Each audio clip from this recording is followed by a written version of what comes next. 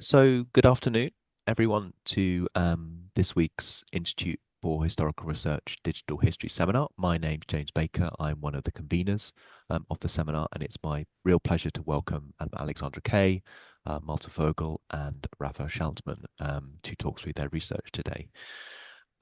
If you're new to the IHR Digital History Seminar, welcome. The way we run these is that we have a talk for roughly half an hour, though there's a bit of leeway around that. And then we have some time at the end for questions. What tends to happen in the Q&A is that we have a combination of people who put questions in the chat, which I read out to speakers, or people sort of raise their hands and come in if they want to. So you have both of those options available to you. We also, as you know, because you just heard the message, record our seminars, and that's because we post them online to our Digital History Seminar YouTube channel, where they tend to get a lot of traction there as well. So after the seminar, you can go back and look at it there, or indeed if you're watching it on our YouTube channel, welcome in that way as well. So I will stop talking in that case and hand over to Alex, who's going to do the bulk of talking today. So Alex, along with Malte, works at the Max Planck Institute of Geoanthropology. And this paper's with him, but also Raphael from the Technische Universität in Berlin. And they're going to be speaking today on the topic of science across borders, text mining and network analysis insights into the Polish Diasporic Periodical press between 1830 and 1930. So I'll hand over to Alex. Thank you very much, James. Thank you, everyone, for joining us today. I'm very glad to be here to be able to share some work with you. So the work that I will present today stems from the collaboration on the modeling socioepistemic networks that I have commenced a couple of years ago. I joined a team working on that. And today I am joined by two wonderful colleagues, Malte Vogl and Raphael Schlattmann, who are both present here today and would be very happy to talk to you and during the discussion part of this session and help me to answer any questions you may have for us.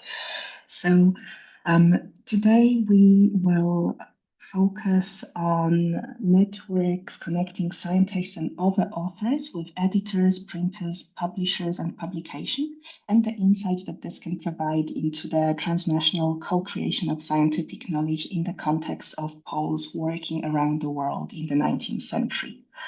I have structured today's session in a way that I hope will bring something of interest to every one of you present here. So I'm combining historical arguments with the digital methods that we are employing. The presentation is based on a work in progress chapter in the forthcoming volume entitled Historical Network Analysis, Applications and New Directions, that is being edited by Grace D. Mel and Caitlin Bush, and it's to appear in print in the early 2027. We are still developing and reworking our contributions, so we very warmly welcome any feedback or advice you may have for us. This on the slide, you can see the structure for today's session. I will begin by introducing our project and the sources available to us, and then I will move on to explain how we are working with these sources in a digital way. And after that, I will share with you some of our preliminary analyses and arguments that we are building based on our reading of the sources. So migration has played a significant role in Polish history during the 19th century, so much so that in the Polish historiography, the wave of migration that started after the November Uprising in 1830 and continued after the January Uprising in 1863 is called Wielka Emigracja, or the Great Emigration. This is due both to its scale and the social standing of these people who emigrated. So at the time in the 19th century, Poland wasn't really on the map. It was partitioned between three states. And yes, the 19th century for Poland was marked by emigration. So the Great Emigration was then followed by further 3.5 million people leaving Polish lands between 1871 and 1915. So while the cultural and political activities of the 19th century migrants and their influence on communities within the partitioned Polish territories have garnered considerable scholarly attention, the scientific contribution have been much less studied. So we have hence decided to focus our research on the circulation of scientific knowledge as facilitated by these Polish migrants and test the methods that we are developing on this example. So we hope that this will give us better insight into the mechanism through which knowledge from the Poles working abroad was reaching and circulating amongst Polish readership that was in the territories of partitioned Poland.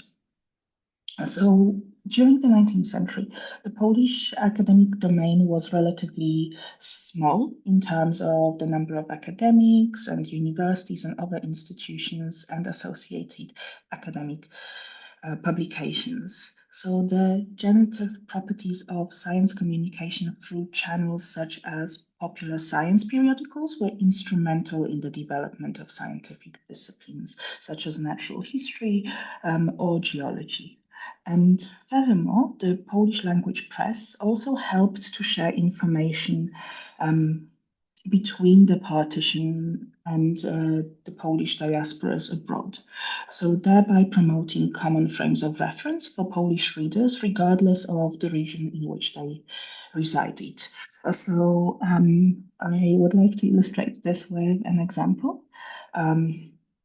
So on the 10th of September of 1878, Gazeta Warszawska, that's the Warsaw newspaper, notified its readers with pride of a new Polish item at the Paris exhibition.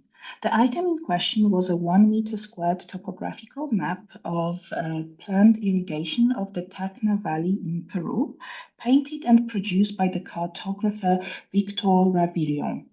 The only apparent link to Poland was that it was based on Władysław Klugier's plans, and him you can see on the slide. He was a young Polish engineer working in Peru. Nevertheless, the information about the map and Klugier's involvement in its underlying research was circulated in all of the partitions by the Polish press. Correspondents in Galicia sent the information about the map to editors of Gazeta Warszawska and Dziennik Poznański, that's the Poznań Daily.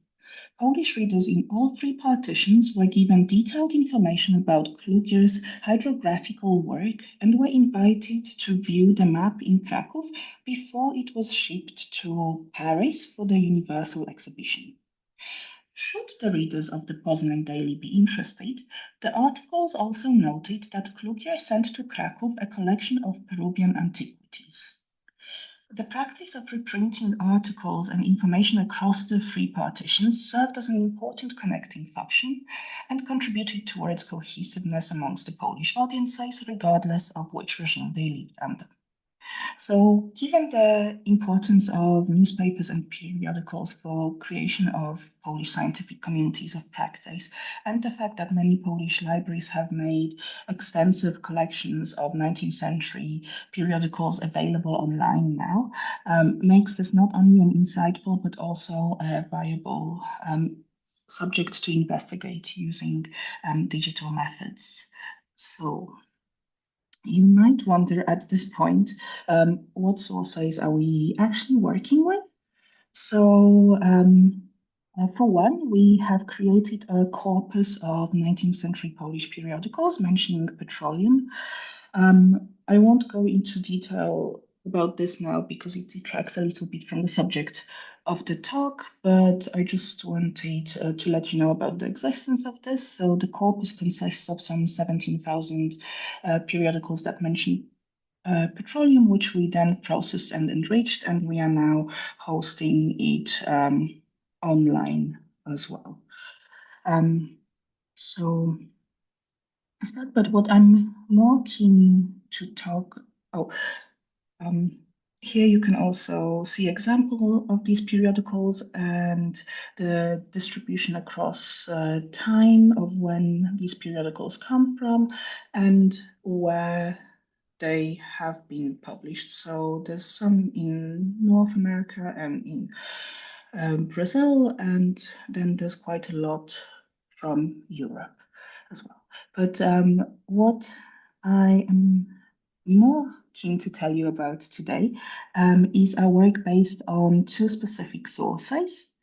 And that's the bibliography of Polish periodicals published abroad and a little dictionary of Polish colonial and maritime pioneers, both compiled and published by this man, Stanisław Zieliński. So let me tell you a little bit more about him and why these sources are particularly valuable for our research.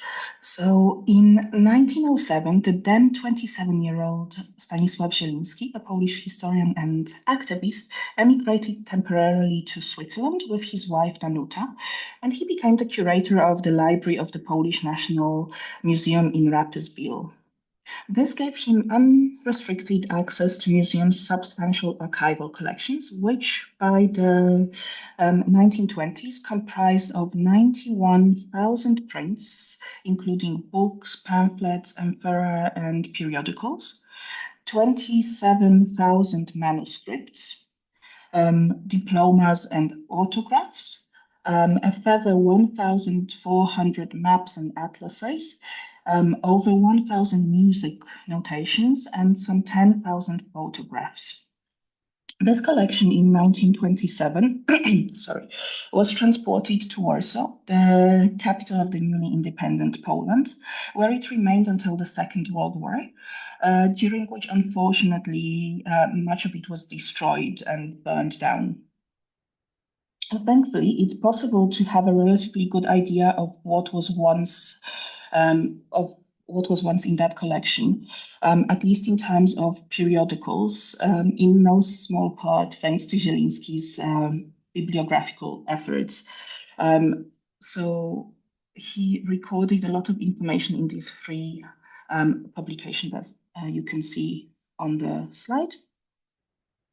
In the preface to the bibliography, Zieliński commented that 97% of periodicals published from 1830 to the start of the First World War were available to him at Rapperswil Archive. He also consulted collections in many different libraries, including the Jagiellonian Library in Kraków and the libraries in Warsaw, as well as secondary literature and unpublished studies about different collections. He pointed out, for example, that most of the forgotten Polish-American journals, unknown to other authors, even those based in America, have been preserved in Rapperswil Library, where even the tiniest scrap of emigration paper has been painstakingly conserved for later researchers.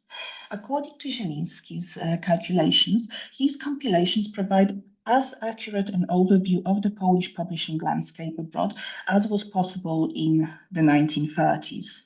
Indeed, according to a contemporary scholar, Katarzyna Sulej, nearly 90 years after Zieliński's attempts to survey the state of Polish press abroad in the 1930s, the task was undertaken as comprehensively only once more, this time by the scholars of the Polish Academy of Sciences, the Tadeusz Manteuffel Institute of History.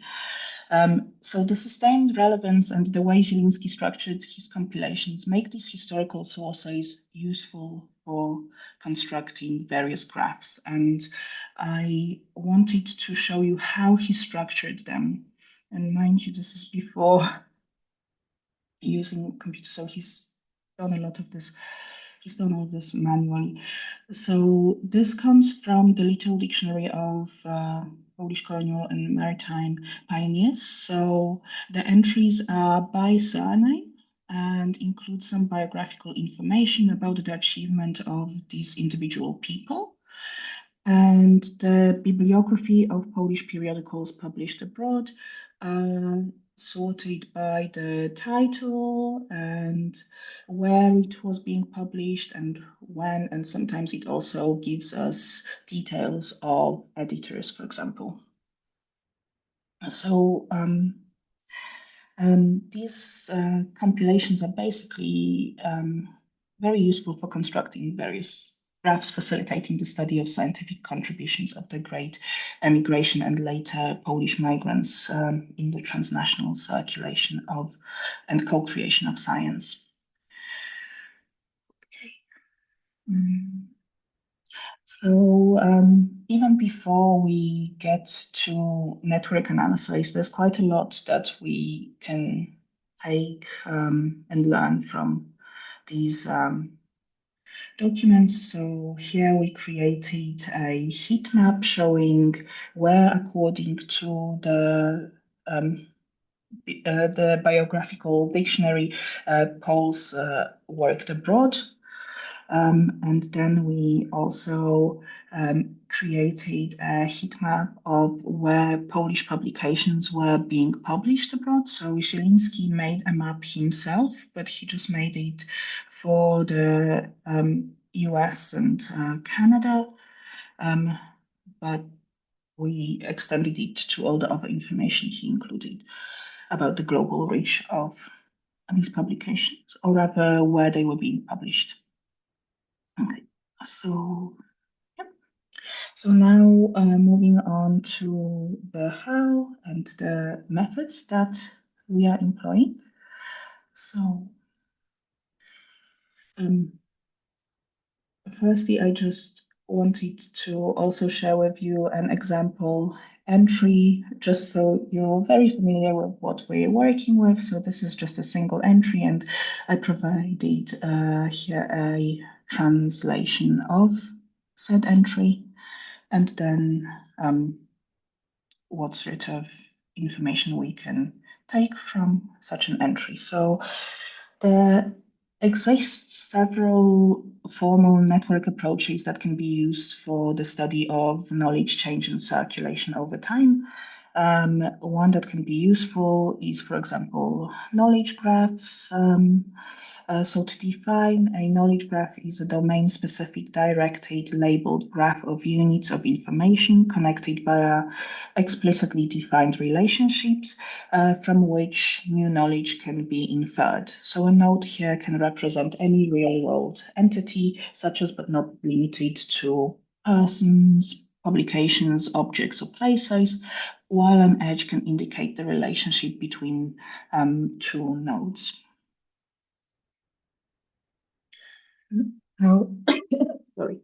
I would also like to spotlight the socio-epistemics framework, or SEM for short, which was a framework developed in an attempt to operationalize the ideas put forward by Professor Jürgen Wren and others in their work on networks as knowledge repositories. So based on that theoretical framework, there was a research unit that was established at the Max Planck Institute for the History of Science, which I joined following my doctorate and before moving on to this current Institute of Geoanthropology. And that's indeed where I met Malte and Raphael. So according to the SEM framework, the codification of experience into knowledge occurs through the formation of cognitive, material, and social structures, for example, through the processing of experiences into mental models, as well as through the external representations, such as formations of sign systems within a realm of communication between actors. The framework defines and models knowledge networks as comprised of three layers, as you can see on the slide. So the social network, the material network, and the semantic network. The socio-epistemic networks build on the conceptualization that knowledge is culturally and physically embedded and evolves and changes over time. And it was this framework that was instrumental in shaping initial thinking during research.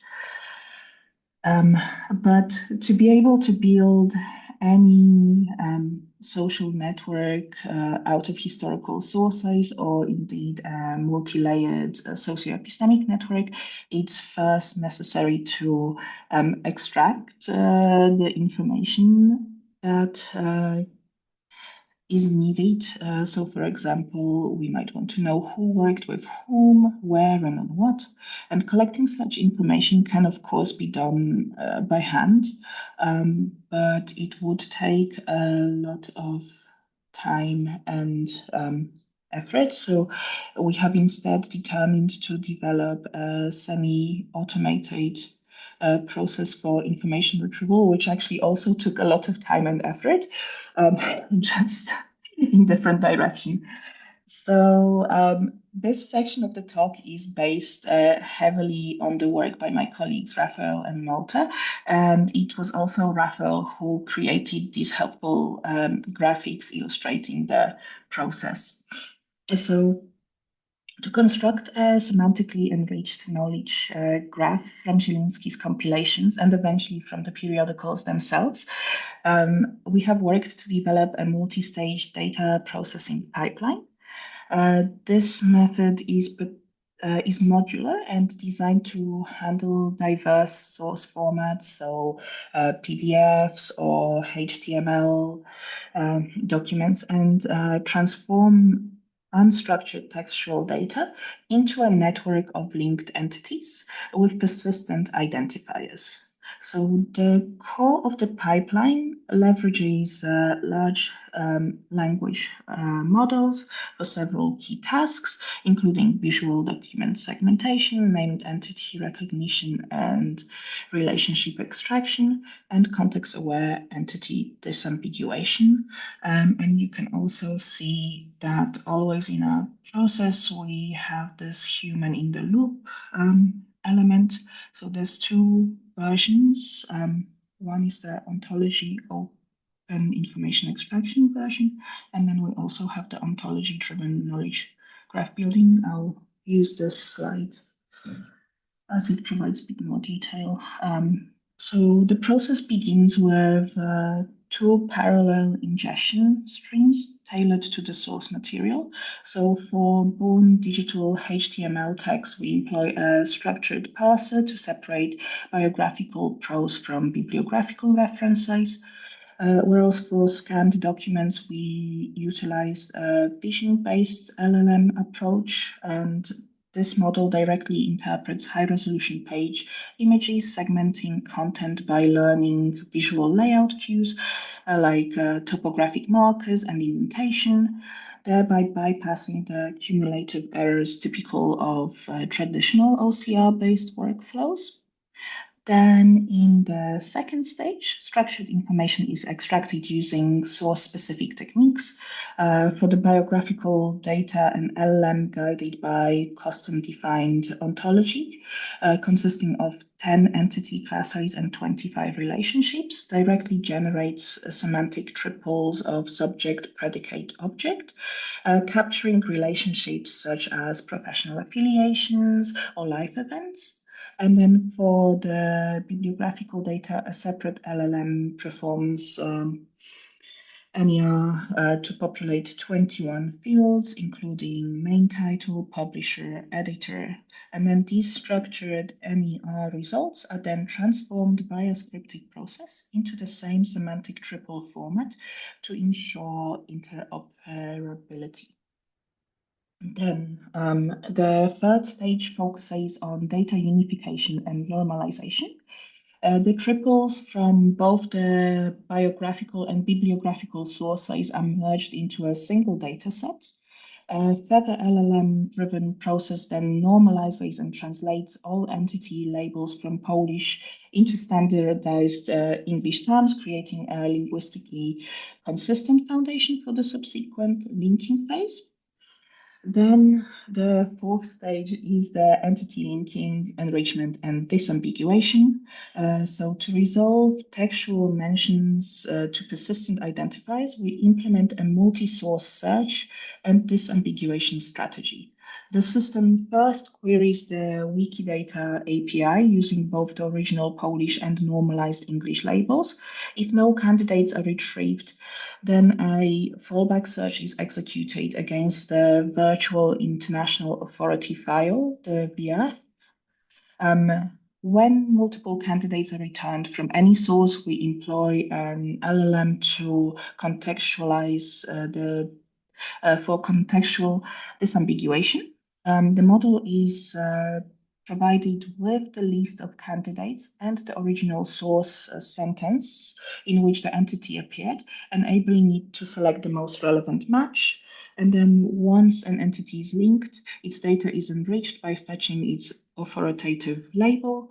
And for geographic entities, this is the World Geodetic System coordinates from the corresponding authority files. And then the final output of this 5-stage pipeline is the research-ready knowledge graph that consists of unlinked entities, or in other words, a unified set of semantic triples, which where the entities are resolved to stable URIs and enriched with standardized labels and geodata, enabling robust network analysis, spatial mapping, and quantitative inquiry into historical relationships. Right. So onwards to analysis and arguments. So, in other parts of our research, we have applied network methods to investigate the significance of different individuals in the circulation of knowledge via newspapers and periodicals. But we have also attempted to get a better understanding of how different publications were connected by various editors and that worked at multiple publications, or authors who submitted works to the same publication. Basically, we wanted to find out which publications were particularly connected and linked to other publications, and then perhaps important for or influential for spread of knowledge from abroad. So to gain a better understanding of which publications were particularly important to the Polish community abroad, we determined to create a network where publications would be linked by weighted edges, defined by the number of people connecting the different publications. This resulted in the graph that you can see on the slide. And the publication that scored most highly in terms of betweenness centrality was Kurier Warszawski, or the Warsaw Courier. And this daily newspaper from Warsaw made it to the network as it was mentioned enough times in the little dictionary. It was not featured except in passing in the introduction in the bibliography. So it wasn't a publication that was published abroad. Nonetheless, network analysis suggests that it was of particular importance for the Polish community abroad. Indeed, that same publication is also the second in terms of Engen-Vector centrality measures, and its degree is 37 connections. So I guess also from just research outside of this context, we know that Kurier Warszawski had very wide readership, so it's perhaps not surprising that it features so centrally in the end in a network. And we also know that Kurier had its own network of foreign correspondents, so that might have also contributed. What more we found is that it wasn't just the courier that was important for Polish migrants, but also the top five publication in terms of Eigenvector centrality.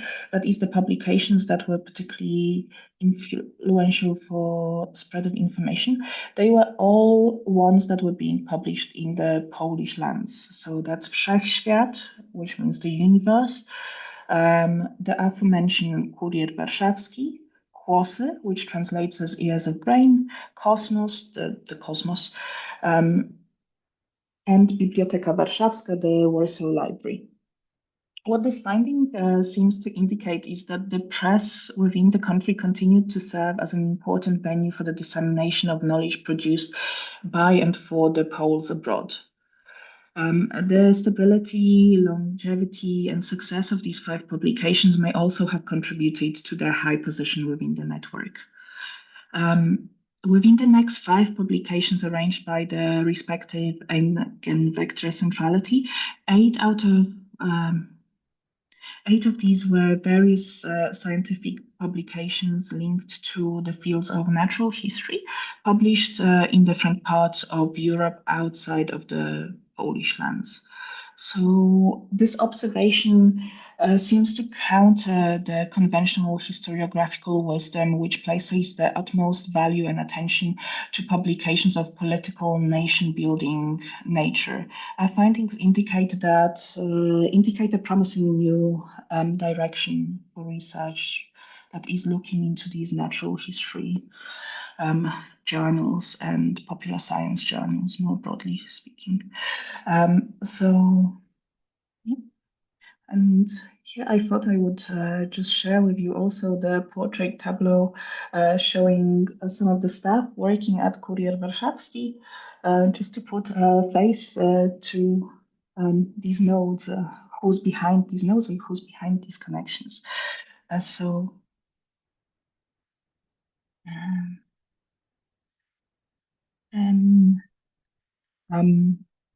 This is the final graphs, so I'll be finishing shortly. So I want to just briefly explain what the different colors and edges mean here. So the purple circles or the nodes, they represent people or organizations involved in the production of a given periodical or a newspaper. So these can be authors, publishers, editors, printing houses, and so on, while the green nodes, on the other hand, denote the publications themselves. So the edges linking these publications and people just indicate a direct relationship between the actor and the publication. And plotting such a graph allowed us to observe the increase in geographical spread over time of both where the polls went and where publications appeared, as well as the growth of the network due to the increasing number of publications and actors involved in this venture. And we were also keen to have this as a dynamic network. You can see here. So this will allow us to see how the connections change over time. So at the start in the 1830s, the timeline is here at the bottom.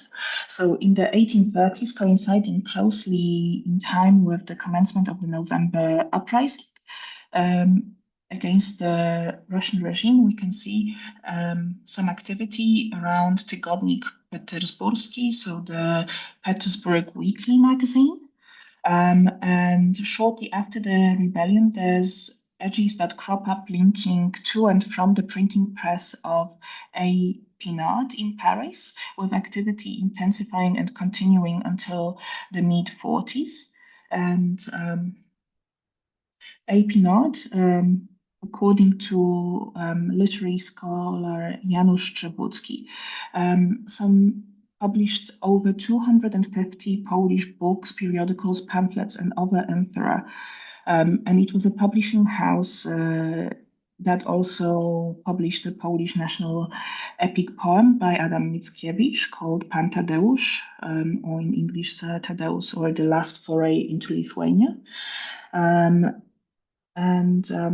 the network shows that appeared at the center of cluster of publishing activity in France following the November Uprising, but then losing significance by the mid 1840s. And then I'm going to just play this one more time. So the next spike of activity in the network is in the 1880s. So from 1889 from 1880 to 1888, the edges, sorry, I feel like I should really be finishing. Okay, so we observe like an increased activity in this section of the graph, and this stems from the activity that commences in the 1880s. We also, after that, from the 1890s, we observe more connections in Polish press being published in the US and Brazil, and also the increase in publications dedicated to labor and socialist topics within the network. So this direction of activity continues through the First World into the 1930s, and it's from this period that the nodes with highest degree originate, simply because there's just more publications being published. So from this time, we have the Kurier Polski, the Polish Courier that was being published in Milwaukee, the Gazeta Polska w Brazylii, the Polish newspaper in Brazil, the weekly Przedświt, L'Aurore, czasopismo socjalistyczne, so Before Dawn, L'Aurore, a socialist magazine that was being published in Geneva and then in an array of other locations across Europe, and also Dziennik Związkowy Zgoda, the union journal Harmony, which was being published in Chicago since 1908 to the present day. And these sort of evolving patterns encourage further research into historical reasons that explain these developments. There's obviously more that can be done, and indeed, we have analyzed other aspects of Polish scientific activity abroad. But for now, I feel I should end to allow time for questions. Thank you so much for your attention. And thank you so much, Aleksandra, for talking us through your research. I guess many of us who've worked on records from this period will have come across the odd Polish name in relation to some kind of, engineering or science or technology of some kind. And I guess seeing the scale of that diaspora is kind of really fascinating. So thank you. Just a reminder for those in the audience and those who joined a little late, please feel free to either put questions you have in the chat, so type them in, or raise your virtual hand and I can bring you in to ask a question, or indeed even your physical hand if you've got your camera on, if you'd like to. Whilst you're thinking, I'll sort of make a start. And it kind of relates to my previous point actually, which was you mentioned one of the contributions you're making here to the historiography is around things like natural and popular history journals and their importance to Polish diasporic scientific culture. I wondered if you could just sort of help us understand a little bit more as a group, kind of whether you think that insight is kind of coming to some extent from the kind of approach that you've taken here. So you mentioned Zielinski's compilations in the 1930s, for example, which clearly have been a really incredibly rich source for you. Is this sort of the sort of slightly different findings you're coming to compared to the previous research to do with your source materials, things like Zielinski's work not being used as much before? Or do you think it's down to some extent the kind of the size and the breadth of material you've been able to engage with by virtue of using these computational methods? Yeah, I think it's a combination of various factors because the information about contributions to sciences by Polish migrants or just Polish authors in general in the 19th century was very dispersed, and people already in the 19th century, they were aware of that. They were also aware of the fact that they are publishing things in other languages. So they might, so a Polish author who studied, for example, some bird or some engineering field, they would then go and publish their work, for example, in a journal in Germany or in France or in England or somewhere else. So, uh, and then that, while in some sense wonderful because they're contributing to all these different domains, makes it a very sort of fragmented and spread out and makes it difficult to assess what contributions they are um, making, and for also for just scholars back home, they were lamenting that. I think these digital tools that we have access to and the fact that there's so much has been digitized allows us to trace different narrative strands through across linguistic domains a bit easier. Um, also, yes, Zielinski's work is incredibly rich. However, he didn't focus just on scientists, so I don't think it's directly just a result of a skew that he was looking at scientists, and that's why we are observing um, that natural history publications are particularly important. He too was interested also in political activists. I mean, when he first started work on this project, Poland still wasn't an independent nation. So it's my opinion that he did have some sort of nation building intentions of bringing out this dictionary and this biography and collating um, this information. So, so he looked at a vast array of sort of um, highly highly accomplished individuals. Yeah. And just very quickly then on Zelensky, like so that the sources that you showed us earlier, are they one of those source materials that people in the field kind of just know and have worked with for years and have always sort of idly said something like, "Oh, it'd be really good if someone could like turn that into something we could use at scale," or is it a different like what is its kind of status within the field of people who work on kind of Polish literature, Polish politics, these kind of things? So obviously, people who are specifically interested in this topic, they are aware of the existence of this source. It's a wonderful resource, but I don't think it's that well known outside of this quite narrow group of experts, actually, because I have presented work based on this at various conferences, and I had Polish colleagues approach me and say, "Oh, I didn't know this existed. This is a great source. Thanks. I'll be looking at this source now." So, yeah, I think it's not hard to find. It's been digitized. It's available publicly, but yeah. So you've done the community an enormous service by not only not only showcasing that it's been digitized, but also creating a pipeline for doing some wonderful data extraction from it.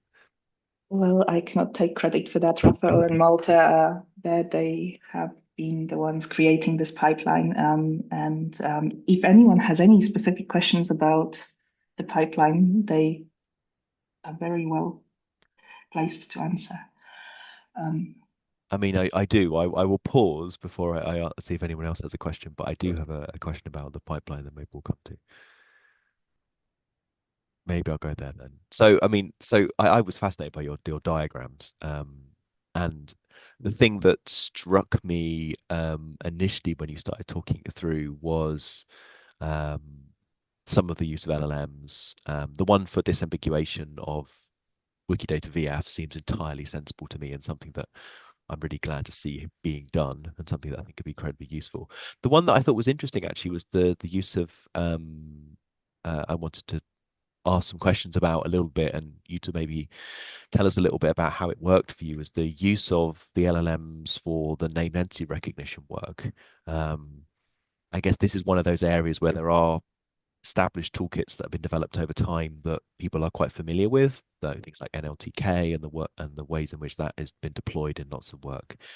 I'm aware of usages of LLMs for NERs for things that tend to not fall under the rubric of what NLTK does. So, I've tried, for example, looking for, can you use NER-based approaches to look for kind of plants, for example, and it does a good job both at figuring out things that really are and things that kind of look like possible plants that have been mistranscribed in some way. So I'm kind of curious about your usage of LLMs for NER purposes. Is it to do with the specific ontologies that you had here you'd wanted to extract, or was there some other kind of benefit of moving away from a slightly more rules-based system to a more kind of generative system to do that work? Or maybe you're just going to tell me everyone just does it with LLMs now, so stop talking, James.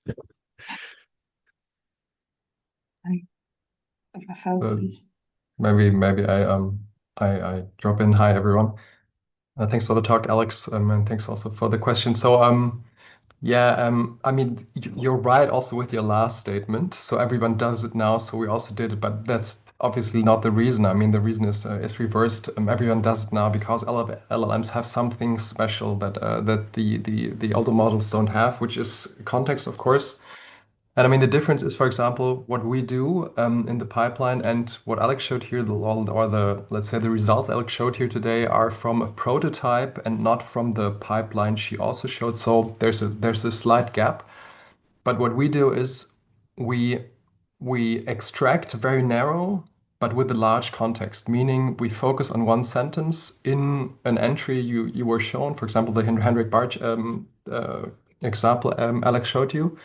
So you have like, I don't know, you have three sentences in that one entry. Some entries have five sentences, whatever. So we take, or even 10 sentences, but we always take one sentence, focus the extraction on that, but give the whole context, meaning you have the context of the whole text snippet. So you also have you can do some reference to some later sentence. You can also do it like page wise. I mean, you can have the context made even bigger. Meaning, for example, you could send it five pages, giving it the whole context, but focusing the extraction only on one tiny sentences. But then you have the context of what is actually meant by when, I don't know, who is he when he's mentioned, so things like that. So that's one aspect of it. Then, of course, you have more and more domain-specific models, meaning you have models that are trained on historical data. We're not using them at the moment, but we're using also LLMs for explorative reasons. And Alex showed that this is like what was meant by open information extraction. So you don't put an ontology in and saying, okay, I want to extract these 10 classes or 10 objects. But I want first to look at what the data actually has in it, what kind of relations. And that's what's open information extraction is all about. And all the research that's going on in this whole field is now also switching over to LLM based methods. So yeah, these are the main reasons I would say why we're using LLMs for that. I think Malte wants to come in as well. Just a tiny addition to that is that, of course, while we have applied this to two case studies, the idea of the whole approach is, of course, to make this type of data more accessible. And we are aware of plenty of sources that are printed but not digitized and connectable. And that is, so to say, behind the whole idea. Thanks for that. It's really helpful. And I think one of the things I maybe missed, and maybe you'll correct me, but I think you're saying that basically you didn't apply a set of ontologies to this first. You sort of tried to infer the ontologies from the information that's there, right? Is that what you were saying? Maybe on the data that Alex showed today, we actually did it like the classical way. So started Okay. with an ontology, and then extracted via the ontology. But like, and I must have said, we also have different projects running on that, and the pipeline has developed by now, and now we're switching, meaning first we do open information extraction, then we build an ontology based on that. And the ontology is based on so-called competency questions. And these are the questions you actually want to answer with your knowledge graph in the end. So it's always like a domain-specific ontology you're building based on your data and your questions. Okay, that's interesting. So I guess one of the things that I find really fascinating about this kind of research is that effectively you're working with catalogs.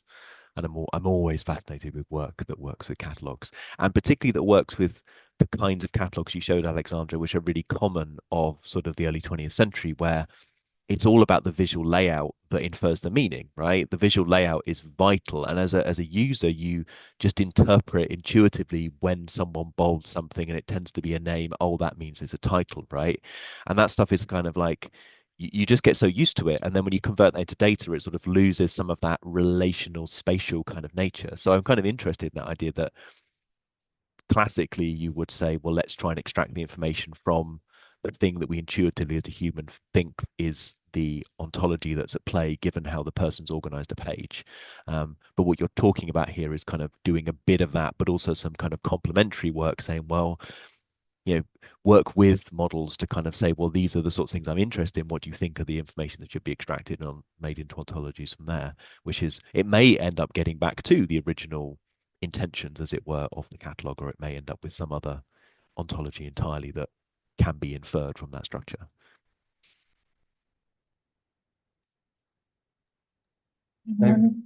Yes, sorry. I can see Peter's got his hand up.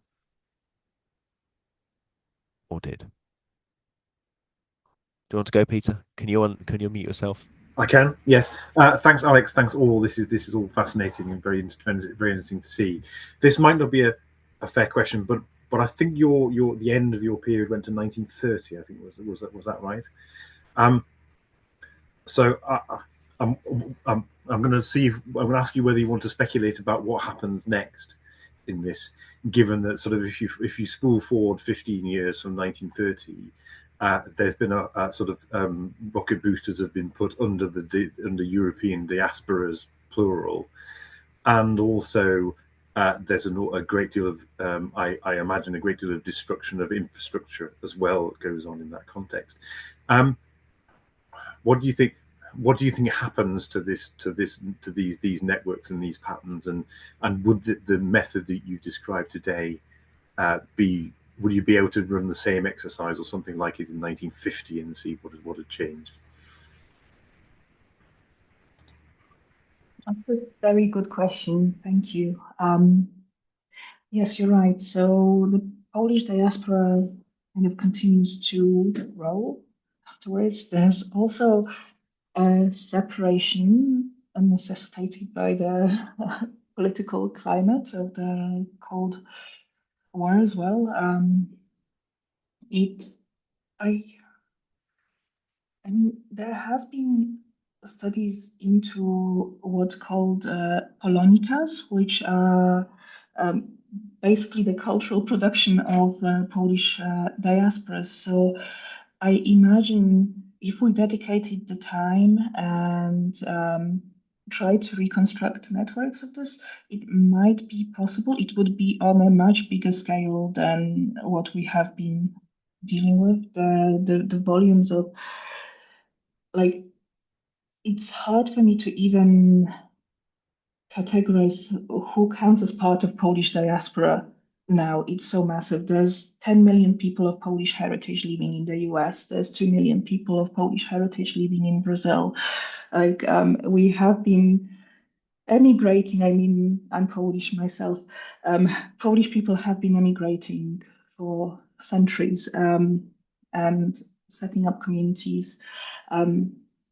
There's this thing called Karta Polaka, which people can apply for if they are abroad and they don't have perhaps a Polish nationality, but they can trace their heritage and want to assert some sort of link to Poland. They can apply for that. So that might be one way of trying to.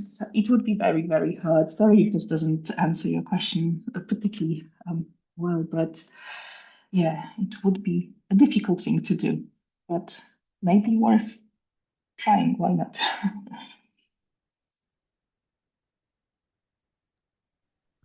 Thank you, and thank you, Peter, for the question. I wonder then if that links to some of what you've sort of been already gesturing at a little bit to talk about what you're planning to do next. I mean, I know you say this is still work in progress, and there's still some final touches to be done to this work. But is it more? Are you building on this work around sort of the Polish Diasporic Periodical in the next bits of work that you've got planned, or have you got some kind of similar methodologies, but kind of a shifting kind of corpus going on? Like, where's this work going next for you?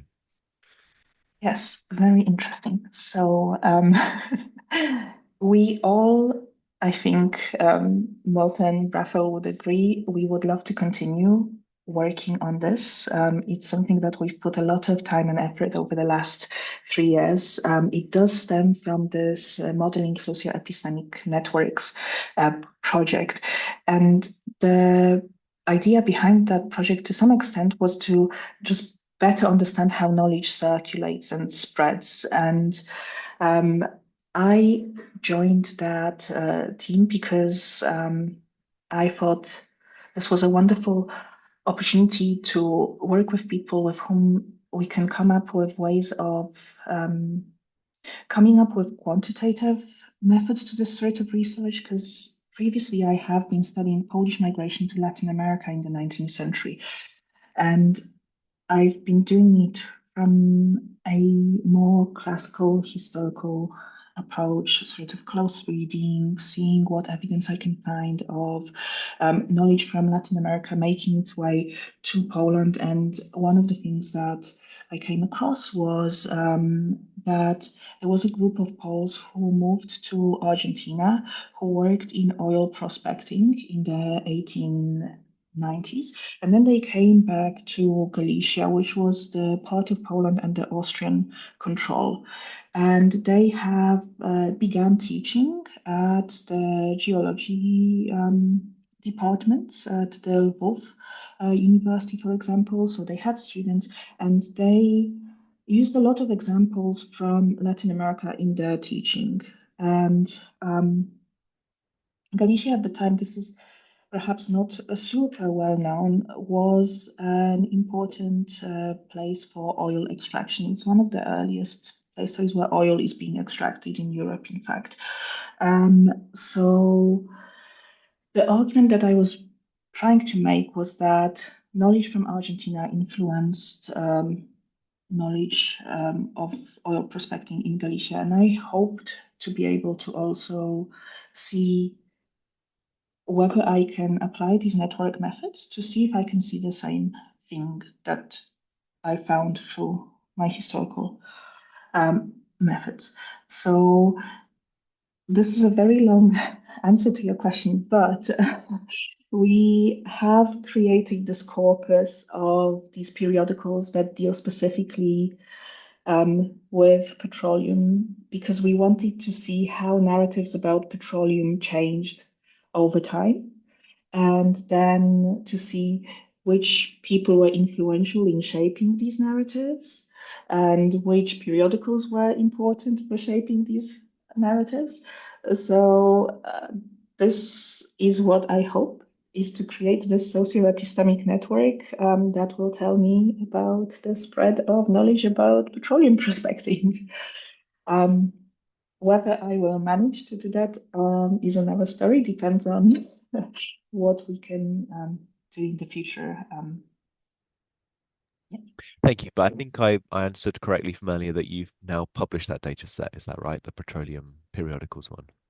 Yeah, so the dataset is published. However, we are still working on a little bit of that, because what we hoped to eventually publish is just a data set of articles that specifically deal with petroleum. So at the moment, we have the different periodicals that talk about it, and we've segmented the pages so we know where on a page is an article and where on the page is the title and where on the page is the author and so on. But we now need to connect these different segments into one long article and then just have these articles separately, because then that will make it easier to do all sorts of textual analysis on these documents, because at the moment, in a sort of quick and dirty things that we're running on this data set, it includes things like adverts and so on. That's like skewing topic analysis. Like it's telling us that, I don't know, for example, maternal love is important in the context of petroleum, but then it just turns out that it's because there's like adverts about like maternity products next to adverts about petroleum and stuff like that. So yeah. Interesting. Well, maybe this seminar will inspire someone to go and find their data set and start playing around with it and maybe helping you with that work to tease out those adverts. I think everyone who ever talks at this seminar about newspaper analysis always complains about advertisement, the way in which they're always hard to disaggregate from the rest of the things they have in their corpus. But then I guess that's the purpose of advertising, to get in the way and to intrude upon the reader in some way. I can't see more questions in the chat and I can't see more hands up. So I will thank you once, Aleksandra, but also Malte and Rafa, for some wonderful research and for presenting that to us today. Thank you very much for joining us. I also, before we go, would just like to say that the IHR Digital History Seminar is back in the new year.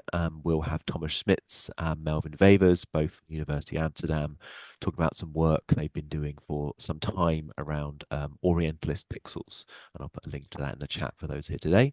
How machine learning reveals the colonial color palette of early photography. So I hope to see some of you, whether in the call today or watching the seminar on YouTube at the next seminar on the 20th of January.